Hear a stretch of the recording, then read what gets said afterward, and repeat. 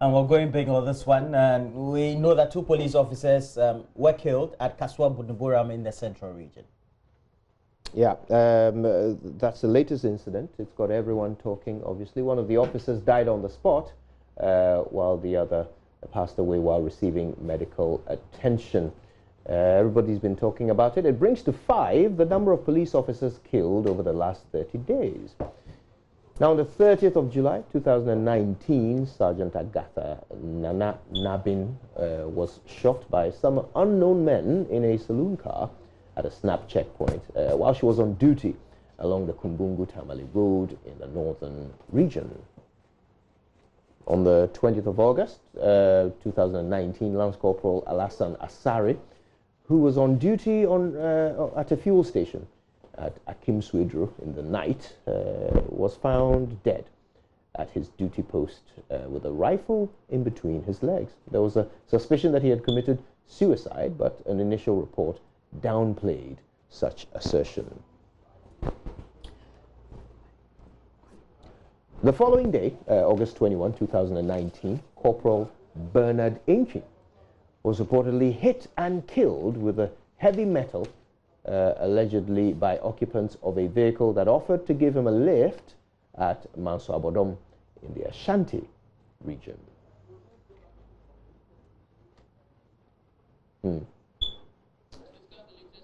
Which, of course, brings us to the latest killing of 2 police officers in Kasoa Bujumbura. I think it's Gumwa Bujumbura. That's the correct name of that particular community, which is in the central region. Yeah.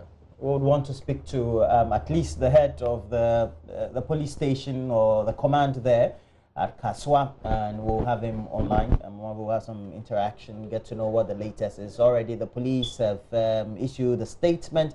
It's indicated that the Inspector General of Police acting had dispatched men who formed a team from the police headquarters to support the Central Regional Police Command in the investigation of the killing of the 2. Yeah.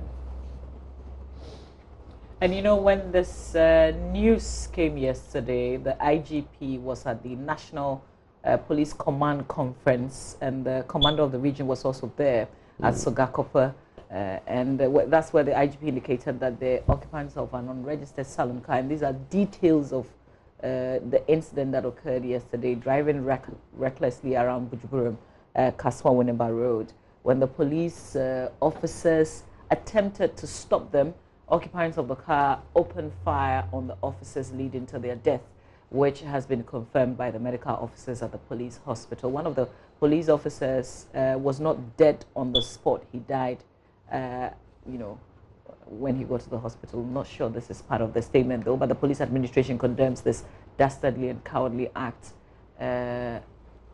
Strenuous efforts are ongoing to get all other perpetrators of the murder to face full rigors of the law. What we do know now is that 3 persons have been arrested. 2 others were told on the run. The police looking for the 2. Deputy Central Regional Police Commander ACP Habiba Chumesi Sapong has visited the family and says the culprits will be made to face the law as it is.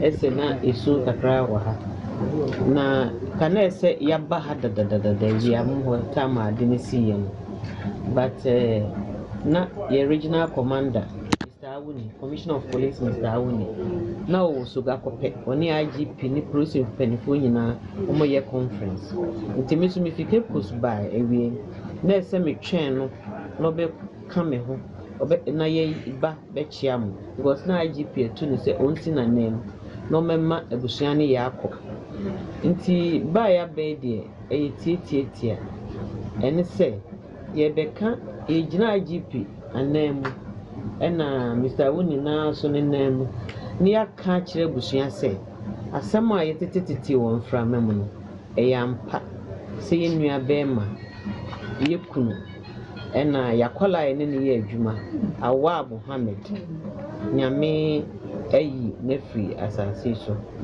na the mechanic say sɛ nkramofo bibi sɛ si adeɛ kan ne sɛ inna ilahi wa inna ilayhi raji'un na sa iwehyimu a yɛwɔwɔ nyame mu ne nti enim sɛ nyame na de ba ɛna nyame so na eyi fi hɔ kan enye asɛm papa deɛ ba de meka ne sɛ ne gyina IGP na asoma commissioner of police sɛ meka nkyerɛ mo sɛ deɛ si deɛ police administration ɛbɛyi a ɛbɛma yɛde wɔn mu a wɔyɛ saa gyina bra nsɛm yi afa mmara kwan so whatever it takes that is the assurance from the IGP sɛ wɔn bɛyɛ ɔne ne adwumayɛfoɔ ne nkɔla ɛhyɛ n'ase nyinaa bɛka abom na wɔn de nhyehyɛeɛ ato akwan sɛ de bɛyɛ a wɔn a wɔyɛ saa de no yɛde wɔn bɛfa mmara kwan so.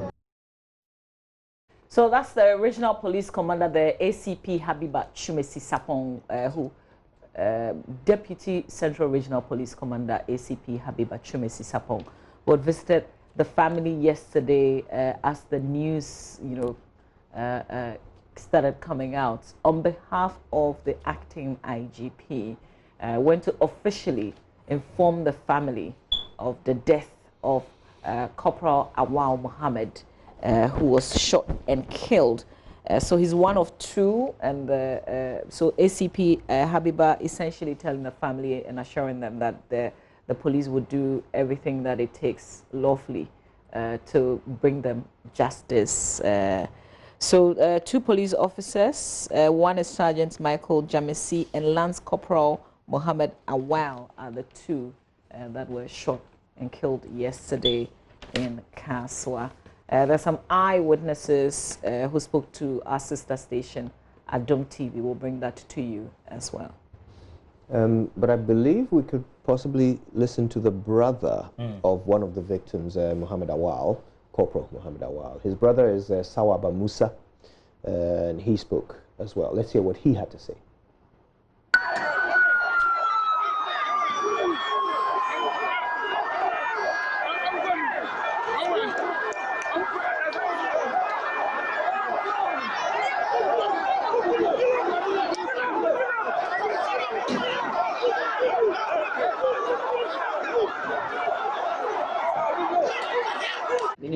Mati, bibi kakra because ye room me who say esena isu kakra wa ha na kana ese yaba ha da ya mu ho tama de ne si yen but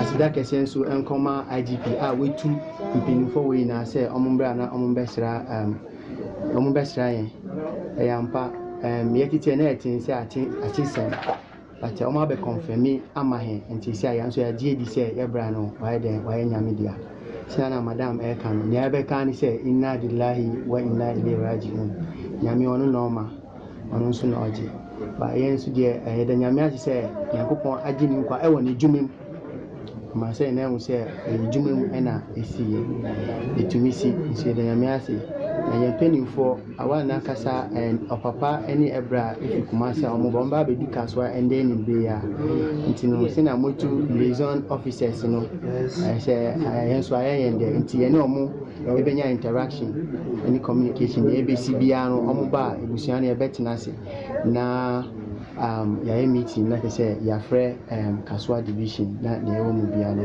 na ebusuan so e de atu omo but ye dem ponifo ase papa afa dem ase no for So this is brother of the late Awal now, also speaking to our sister station at Dome TV, and he had received the entourage from the acting IGP and indicated in that speech that Awal's father was traveling from Kumasi, but this conversation was yesterday, and said he was going to arrive in the evening of yesterday. So,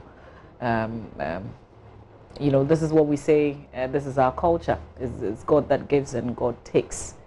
But the whole incident surrounding the death of these two police officers also getting all of us a bit worried, if not absolutely worried, because it brings the number to 5 police men and a woman killed in the last month alone. So between towards the end of July and August this year, we've had 5 of them killed, all of them whilst doing their work. Yeah. Yeah. And I mean, the police, in spite of massive constraints, have a huge job to do in our society. The Ghana police in particular tend to rank quite high. Yes. Across indeed across the continent. Although of course as Ghanaians we're always demanding more from them, but you can see that sometimes they end up paying the ultimate price, you know, far more than anybody would want to demand from them. But clearly in the line of duty, some of them end up giving up you know, the ultimate just to keep us safe, and for that this nation will always be grateful, even though we feel so robbed, literally, by these armed robbers, you know, who did this. You know, even though we stand with their families to feel, you know, the loss, we have to also ask ourselves, what does it mean? What does it mean? Who are these individuals armed and willing to engage with police officers to the point of, you know, killing them just to escape in the commission of a crime? Who are these people? Where have they come from? Very often we get these waves of violent crime, whether it's armed robbery or, you know, this sort of thing, killings. They come in waves. And you just wonder, who are the people who end up working themselves up to the point where they feel able to do such a heinous, horrible thing? And is there a way perhaps that we can think ahead of such people and possibly you know, mitigate or prevent some of these things from happening? In fact, to discuss that question and others, we're very happy to be joined on the phone by Dr. Kwesi. Of course, he needs very little introduction. He is a security analyst. Good morning to you, Dr. Enin. Hello, Dr. Enin. Yes, hello. Can hear me? Ah, there you are. Hello, good morning. Thank you for making the time to speak to us. Yes, good morning. Now, of course, Dr. Enin is with the Faculty of Academic Affairs and Research at the Kofi Annan International Peacekeeping Training Center. Dr. Enin, I wonder whether these recent spate of police killings conform to any kind of pattern. Is there anything that links these occurrences together? Well, there are several things that link them together. One is our lack of seriousness in policing, the lack of investment in policing, the stubbornness of recruitment, promotion, recognition processes and procedures, the consistent meddling and interfering in the performance of policing functions of time, such that the institutional culture has actually been washed away.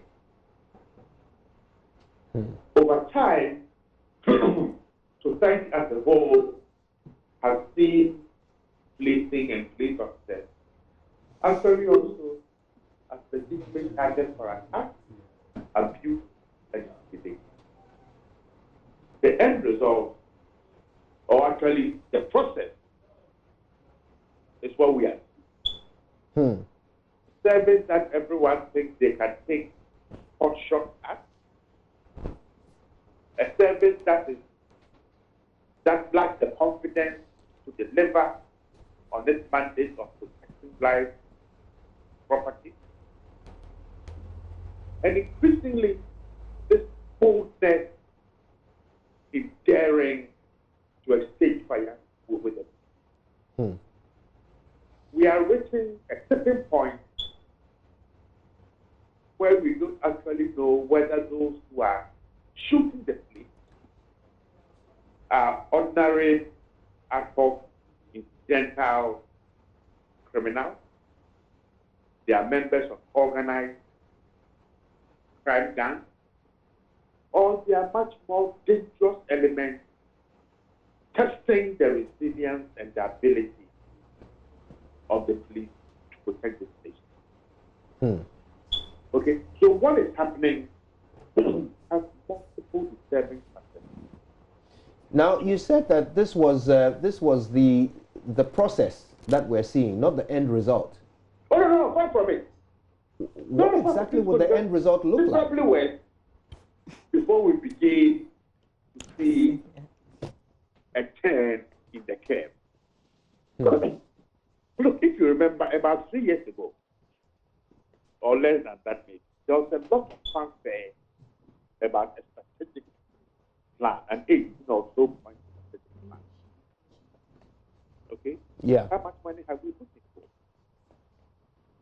How has that impacted on recruitment, on operational planning, on operational effectiveness, on designing and developing performance contracts and performance variables, so we can say, this is the ICP, and this is what men and women go out and deliver, that he can then tell the people of Ghana and the parliamentary committee on interior and defense that these are the successes that we have chalked.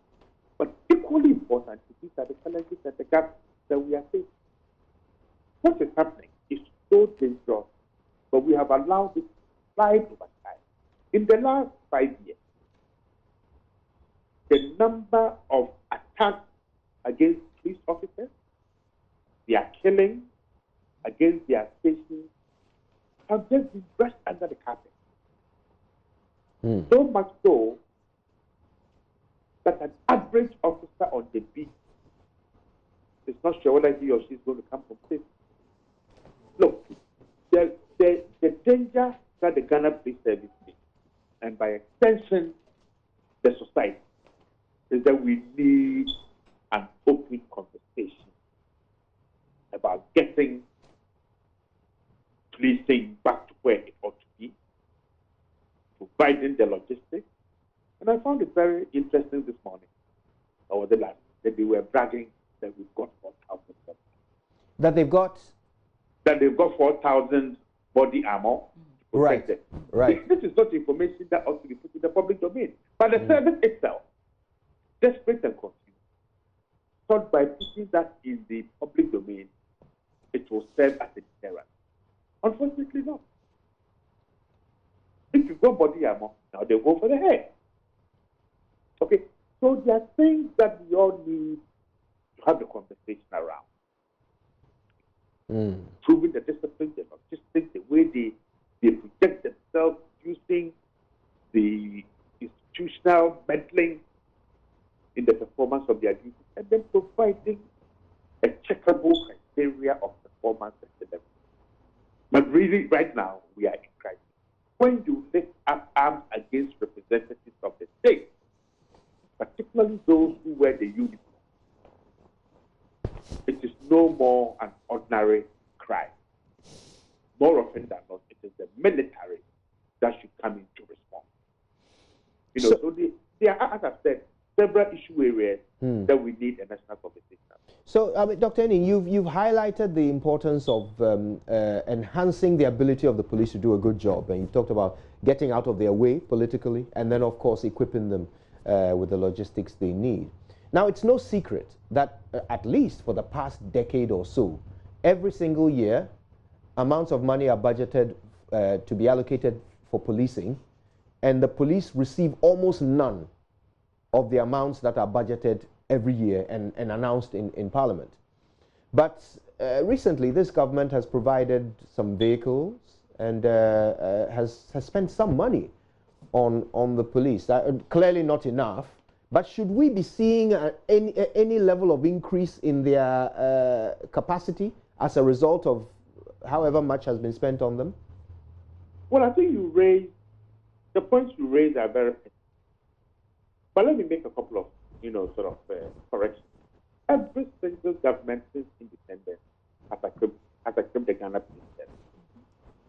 The real counterfactual issue is whether the equipment given to the service, A, is what they have requested for, B, whether those equipment are what they need to respond to the operational challenges that they face.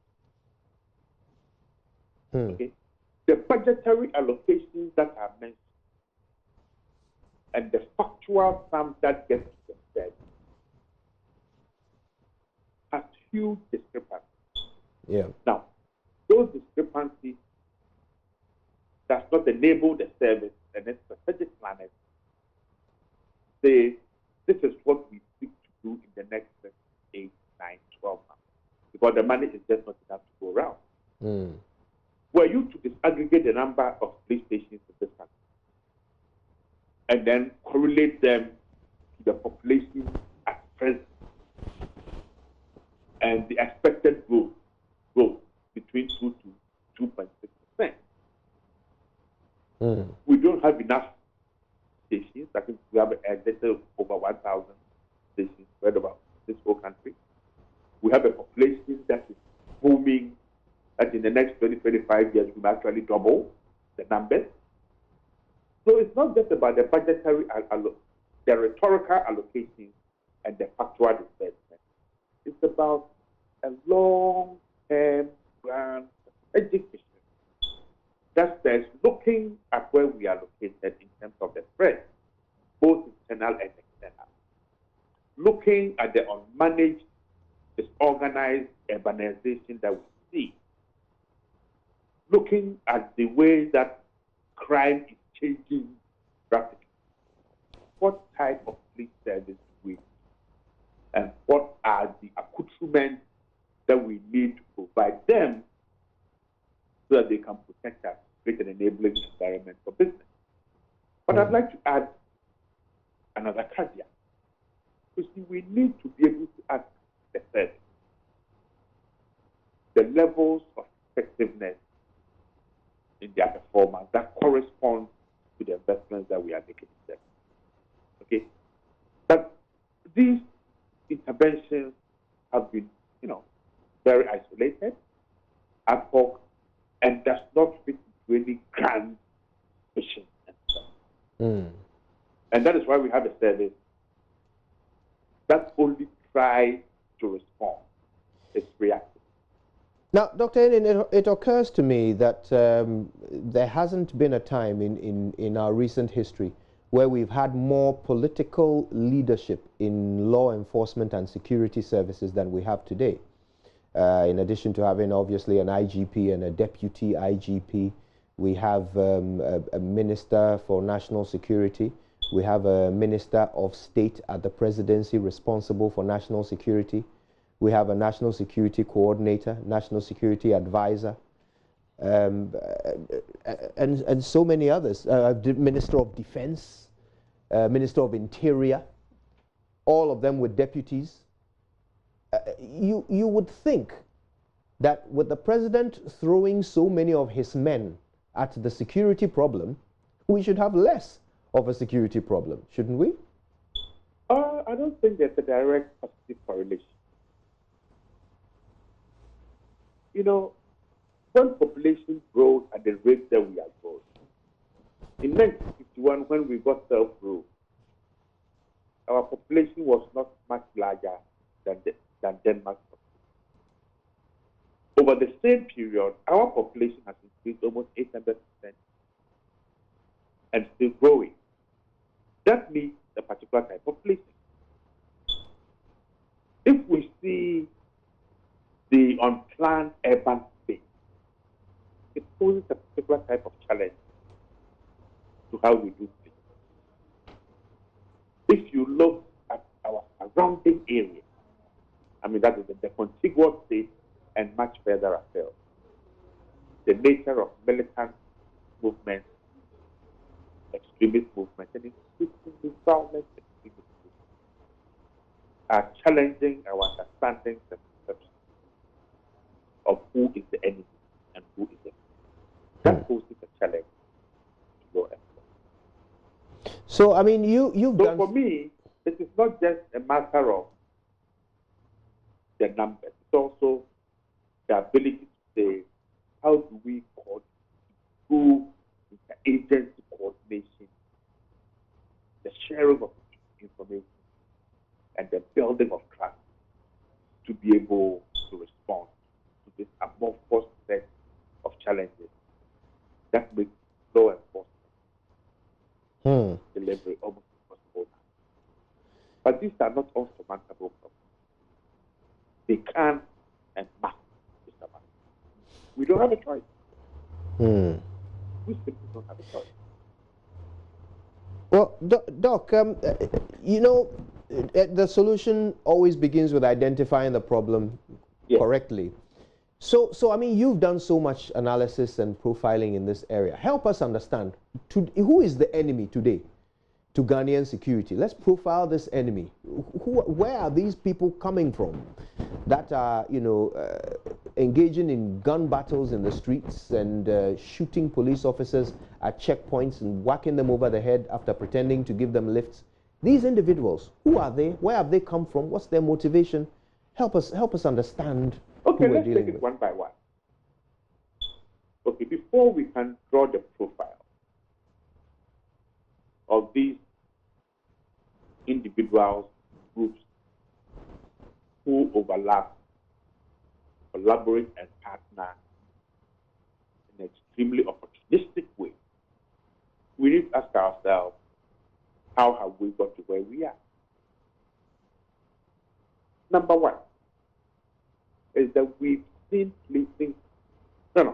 Number one is that the enemy or the enemies are as smart as the two of us. So that they can also do the analysis, they understand how meddling in the professional institutional services provided by that should be provided by the state is undermined consistency over time. So that is the first one we did, that the enemies to enemies are rational, they make rational choices, and they act rationally. Number two is that the same type of rational choice analysis are not inputted into place. We don't make rational choices. Okay, so they are haphazard interventions. If you remember in the last 4 or 5 years, the number of promotions, transfers, motions, I mean, astronomical. You would have thought that those shifts and interventions sought to build a stronger system. It did not. The arms that are being used, where have they come from? I've spoken and written about small arms so much so in this country that right now I'm actually chasing new topics to write about on small arms. Abundant, cheap, easy to get, and now getting more and more sophisticated. And I've told a few people that if we look at the exploitations that occurred in the mining areas, I think last year, in terms of explosives and detonator devices, you wonder, where have they gone? When would they? You think so in terms of a very simple profiling, we are looking at individuals or groups who are opportunistic, who are smart, whose operations are flexible, who are daring, and are willing and prepared to use the same tools that we've made available to the police service to attack both the service and society. Because they are just like the two of us, the police service needs to stretch out its hand to the general public. The guys, look, the enemy is so different now, changing shape and form so quickly. So please help us. Well, it must be done in such a trusting manner that people will share it. Well, Dr. Kwesi, I can't thank you enough for your insights, as always. Well, I've made some enemies this morning. Well, I think it's actually for the better if it makes people sit up and start talking about these all-important issues. I am not always so sure that people without thinking this man has opened his mouth again. Well, Doc, Thank you. please keep opening your mouth for Ghana. We appreciate it. Yeah. Dr. Kwesieni, the head of the Academic Affairs and Research Department at the Kofi Annan International Peacekeeping Training Center. Well, may the souls of those police officers who lost their lives in the line of duty, may they rest in perfect peace. You know, there's something that Dr. Kwesieni said.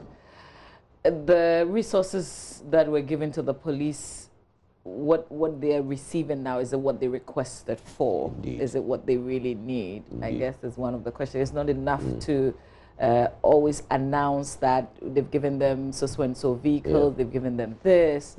Is that what they actually requested? But the way our system is, you may never know, because who's going to tell you? That's the thing. That's where the politics is interfering, right? Definitely. Yeah, so the police don't want to come out and speak. It ought to be a simple matter that, look, we are the police. We have been given a task to provide security and safety for you, Ghanaians. This is what we need to do it. We have asked the government for it. We asked them 10 years ago. We still haven't got it. It ought to be as simple as that. So that then us, who want a good police service, would then go and ask questions of our government. But it's not as simple. Yeah. You know, you were provoking us with the look at your pay slip and check the taxes again. I think that as sad as it is, with the killing of even police men in uniform today, that should also provoke them so that they can ask a lot of questions from the people who put the uniform on them. They offered themselves, but somebody ought to equip them rightly so that they can do the job. Because you're facing people who are armed, well armed. Yeah, definitely. Risking your life. And you know, Dr. Enin was diplomatic about it when he said there's a discrepancy between what they ask for and what they are given in the budgetary allocation. I was a bit more categorical because I was told this by a former IGP that for decades now, if you check every year, you go and take the budget and you see how much the police requested or how much they even announced in Parliament that they are going to give to the police. And how much is really given? Almost none of it gets to the police. Every year, year in, year out, year in, year out. How is the service supposed to be attractive for people to want to be in the service? Indeed.